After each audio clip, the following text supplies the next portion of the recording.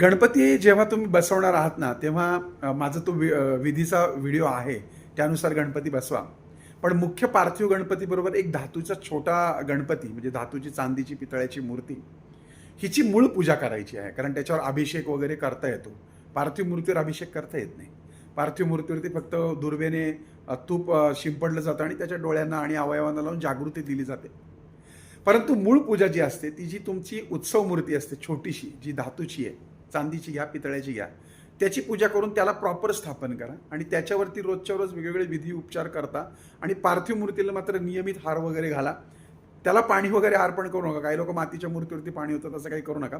फक्त पार्थिव मूर्तीची दिवस रात्र तुम्ही म्हणजे सकाळी आणि संध्याकाळी प्रॉपर आरती करा आणि मूळ जी पूजेची मूर्ती आहे धातूची ती एका बाजूला व्यवस्थित स्थापित करा आणि तिची देखील पूजा करा. म्हणजे जर समजा पूजेच्या दरम्यान त्या मूर्तीला काही हानी झाली मातीच्या, तर दोष लागत नाही. तुम्ही ती मूर्ती विसर्जन करून जी धातूची मूर्ती आहे तिची पूजा पुढे कंटिन्यू करू शकता.